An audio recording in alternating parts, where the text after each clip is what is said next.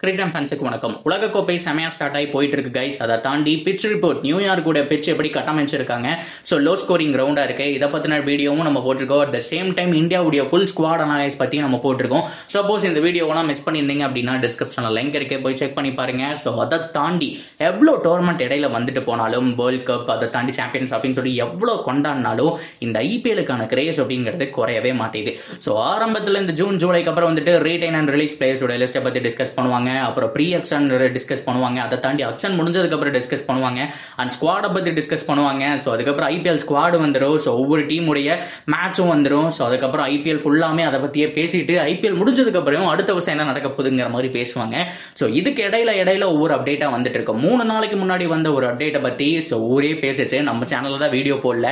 இந்தியாவை பத்தி நான் வீடியோ போட்டிருந்தேன். அந்த சேனலோட அந்த ஒரு வீடியோட கமெண்ட்ல கூட கேட்டிருந்தாங்க, bro Rohit Sharma red Jersey இருக்கக்கூடிய ஒரு டீமுக்கு போறாராமே உண்மையா அப்படிங்கிற மாதிரி கேட்டிருந்தீங்க. ஸோ ஆக்சுவலாக அது என்ன டீடைல், ரோஹித் சர்மா உண்மையாலுமே மும்பையை விட்டு வெளியில வராரா அப்படிங்கிற கம்ப்ளீட்டா இந்த வீடியோல பார்த்து தெரிஞ்சுக்கலாம். அதுக்கு முன்னாடி ஃபர்ஸ்ட் டைம் சேனலுக்கு வரீங்கன்னா மறக்காம சப்ஸ்கிரைப் பண்ணி சப்போர்ட் பண்ணுங்க. அப்பதான் அப்டேட் எல்லாமே எங்களை வந்து சேரும். சரி வாங்க வீடியோக்குள்ள போலாம். ஸோ ஹிட்மேன் ரோஹித் சர்மா அவருடைய ஒரு சகாப்தம் பற்றி நான் என்ன சொல்கிறதுங்க, கிட்டத்தட்ட வேற லெவலான ஒரு யாரான்னு சொல்லணும். பட் இருந்தாலும் மும்பை அதை தவற விட்டுட்டாங்களா, என்ன நினைச்சாங்கன்னு தெரியல. ஹர்திக் பாண்டியாவை வாண்டடா அவர் குஜராத்தில் செவனையன்னு இருந்தார்.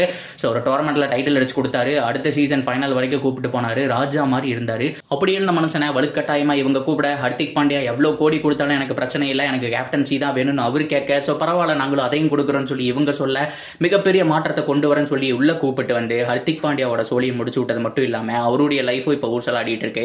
ஸோ இப்போ ரோஹித் சர்மாவையும் பார்த்தோம் அப்படின்னா இவங்க மரியாதை குறைவா நடத்த ஆரம்பிச்சிட்டாங்க. இதுதான் உண்மையான ஒரு ஃபேக்ட் அப்படிங்கிறத நான் சொல்லிக்கிறேன். ஸோ இதுக்கு முன்னாடி இந்த ஒரு மும்பை இந்தியன்ஸ் இவ்வளவு தூரம் வந்தாங்க அப்படின்னா அவர் தாங்க காரணம். சச்சினுக்கு அப்புறம் மிகப்பெரிய ஒரு எராவை கிரியேட் பண்ணாரு, இவ்வளவு தூரம் கொண்டு வந்தாரு, என்ன வேணுமோ பண்ணாரு. இது தாண்டா டீம், இப்படி தாண்டா இருக்கணுங்கிற மாதிரி 5 டிராஃபிங்கிறது சாதாரண விஷயம் இல்லை. ஸோ இது எல்லாத்தையுமே பண்ண கேப்டனை ஸோ தனியா லாங் ஆஃப்னு சொல்லி அவரோட இஷ்டம் இல்லாத ஃபீல்டில் நிற்க வைக்கிறது கொஞ்சம் கஷ்டப்படுது. இந்த மாதிரி எல்லாம் போயிட்டு இருந்துச்சு. பட் இருந்தாலும் பிரான்சைஸ்க்காக ஆடுறோம் அப்படிங்கிற மாதிரி அவர் பொறுத்துக்கிட்டாலுமே கூட அவருக்கு ரிட்டையர் ஆகக்கூடிய ஒரு மனநிலை தான். ஸோ இன்சைட் ரிப்போர்ட்லாம் சொன்னதை வச்சு பார்க்கும்போதே அவர் கடைசி கேம்ல அவுட் ஆகிட்டு வெளியில வரும்போதே பார்த்தோம் அப்படின்னா எல்லாருமே எழுந்து நின்று கிளாப் பண்ண ஆரம்பிச்சாங்க. டக் அவுட்லேயே நம்ம பார்க்க முடிஞ்சு, வெளியில பார்க்க முடிஞ்சு.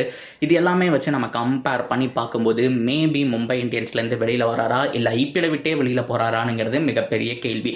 அட் த சேம் டைம் இன்னும் ரொம்ப முக்கியமான ஒரு விஷயம் என்ன அப்படின்னு சொல்லி கேட்டீங்கன்னா, இன்சைட் ரிப்போர்ட்ஸ் மட்டும் எல்லாமே ஏகப்பட்ட பேர் லெஜண்ட்ஸ் இதை பத்தி பேசிட்டு இருக்காங்க. அண்ட் பீடாக் நம்ம எல்லாருக்குமே தெரியும். அண்ட் அஸ்வினா அவர்களுடைய சேனல்ல கூட ஒரு விஷயம் சொல்லியிருப்பாரு. ஸோ ஒருத்தர் கேட்ட கமெண்ட்டுக்கு ரிப்ளை பண்ற அப்படிங்கிற மாதிரி. ஸோ நெக்ஸ்ட் ரோஹித் சர்மா எங்கே போக போகிறார் அப்படின்னு சொல்லி அவங்க கேட்ட கேள்விக்கு மறைமுகமா ரெட் கலர் ஜெர்சிக்கு போறதுக்கான சான்ஸ் இருக்குங்கிற மாதிரி சொல்லியிருந்தாங்க. ஸோ எல்லாமே பிரீத்தி ஜிந்தாவை அந்த ஒரு போஸ்ட்ல வந்துட்டு டேக் பண்ணியிருந்தாங்க. ஸோ அப்படி பார்க்கும்போது ரெட் கலர் ஜெர்சி ரெண்டு தான். ஒன்னு லைட் ரெட்டு, இன்னொன்னு டார்க் ரெட்டு.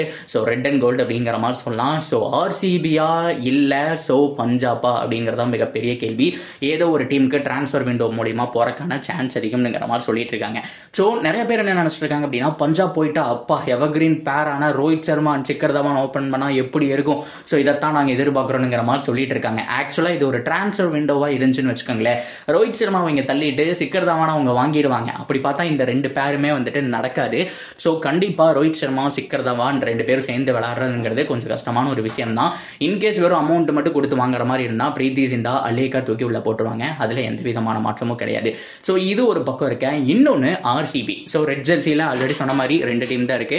ஸோ ஒன்னு வந்துட்டு பஞ்சாப், இன்னொன்னு வந்துட்டு ஆர்சிபி. ஆர்சிபியை பொறுத்த வரைக்கும் ஆல்ரெடி ட்ரேட் விண்டோல ஆக்டிவா இருந்தாங்க. கிரீனை பழையபடி மும்பை இந்தியன்ஸ் கிட்டே கொடுத்துட்டு ரோஹித் சர்மாவை பை பண்றதுக்கான சான்ஸ் அதிகம். ஸோ டிரான்ஸ்ஃபர் விண்டோவுடைய அப்டேட் என்ன அப்படின்னா ரெட் ஜெர்சி அப்படிங்கிற மாதிரி ஒரு க்ளூ இருக்கு. அண்ட் ரோஹித் சர்மா பொறுத்த வரைக்கும் வெளியில போக போறாரு அப்படிங்கிற மாதிரி தோணுது. ஸோ அப்படி பார்க்கும்போது ஸோ பஞ்சாப் அப்படி இல்லைன்னா ஆர்சிபிக்கு வரக்கான சான்ஸ் அதிகம். ஸோ இதை தாண்டி மற்ற பிரான்சைஸ் அதாவது டெல்லி ட்ரை பண்ணலாம் அண்ட் சிஎஸ்கே ட்ரை பண்ணலாம். ஆனால் ஹை சான்ஸ் அப்படிங்கிறது இந்த 2 பிரான்சைஸுக்கு இருந்துட்டு இருக்கு. ஸோ ரோஹித் சர்மாவை பொறுத்த வரைக்கும் எந்த மாதிரி டிசிஷன் எடுக்கக்கூடிய ஆள் அப்படின்னா டப்புன்னு எடுத்துருவாருங்க. ஸோ லைக் விராட் கோலி மாதிரி தான். ஸோ இப்போதைக்கு அவர் லைஃப் லாங் கிரிக்கெட் ஆடணுங்கிற ஆசை இல்லை. இந்த டீமுக்காக ஏதாவது ஒன்று பண்ணணும். வேர்ல்ட் கப் இருக்கிற வரைக்கும், வேர்ல்ட் கப் அடிக்கிற வரைக்கும் நான் முயற்சி பண்ணிட்டே இருப்பேன். என்னால் முடிஞ்ச முயற்சியை வந்துட்டு கொடுத்துக்கிட்டே இருப்பேன் அவர் ரிட்டையர் ஆகிற வரைக்கும் அப்படிங்கிற மாதிரி சொல்லியிருக்காரு. ஸோ 2 வேர்ல்ட் கப் அவருக்கு டிசப்பாயின்மெண்ட். 2019 அழுததை பார்த்தோம். அதை தொடர்ந்து பார்த்தோம் அப்படின்னா இந்த ஒரு 23ல பயங்கரமா ஜெயிச்சு வந்தாங்க. அன்பீட்டனா இருந்தாங்க. ரோஹித் சர்மா கேப்டன்சிக்குள்ள இப்படி ஒரு டீம் ஆடா அப்படிங்கிற மாதிரி இருந்தது. அன்பார்ச்சுனேட்லி ஃபைனல் தோத்ததுக்கப்புறம் விராட் அண்ட் ரோஹிட்டோடைய ஃபேஸை பார்க்கவே முடியல அப்படிங்கிறதான் நிதர்சனமான உண்மை. ஸோ அதனாலேயே பார்த்தோம் அப்படின்னா 50 ஓவர் ஃபார்மேட்டில் மேக்ஸிமம் பார்க்க முடியறது கிடையாது. ஸோ இந்த ஒரு T20 வேர்ல்ட் கப் ஹோப் கொடுத்தா மட்டும்தான் அப்கமிங் ஐசிசி டோர்னமெண்ட்டில் பார்க்க முடியும். இந்த வேர்ல்ட் கப் தோத்துட்டாங்க அப்படிங்கிற பட்சத்தில் அவங்களுடைய ஹோப்பும் முடிஞ்சு போயிடும்.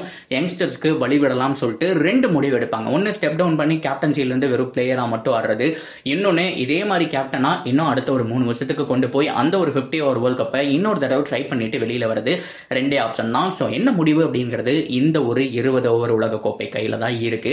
ஸோ ரோஹித் சர்மா இந்த மாதிரியான முடிவு தான் எடுக்க போறாரு. பட் இதுல இருந்தே ரிலீஸ் ஆனாலும், ஸோ அதாவது இன்டர்நேஷனல் இருந்து வெளியில வந்தாலும், ஸோ இந்த மாதிரி பிரான்சைசி கிரிக்கெட் அப்படிங்கிறது ஆளலாம், அந்த அளவுக்கு அவருக்கு பொட்டன்சியல் இருக்கு. ஸோ அப்படி பார்க்கும்போது டிஃப்ரெண்ட் பிரான்சைஸுக்கு ஆடுவாரா அப்படிங்கிறதையும் வெயிட் பண்ணி பார்க்கணும். ஸோ மும்பை இந்தியன்ஸ்ல மிகப்பெரிய மாற்றம் இருக்க போது அண்ட் மற்ற டீம்லயும் மிகப்பெரிய மாற்றம் இருக்க போது. ஸோ 2025 மெகா ஆப்ஷனுக்காக எல்லாருமே வெயிட்டிங்ல இருக்காங்க. நீங்க வெயிட்டிங்ல இருக்கீங்களா? ஸோ உங்களுடைய ஃபேவரட் டீம் என்ன? ரோஹித் சர்மா அப்படி வர மாதிரி இருந்தா உங்க டீமுக்கு வரணும்னு ஆசைப்படுவீங்களா இல்லையா அப்படிங்கறது எல்லாத்தையும் தாராளமா கமெண்ட் செக்ஷன்ல சொல்லுங்க. தொடர்ந்து அப்டேட்டுக்கு சேனலோட இணைச்சிருங்க. மறக்காம சப்ஸ்கிரைப் பண்ணி சப்போர்ட் பண்ணுங்க.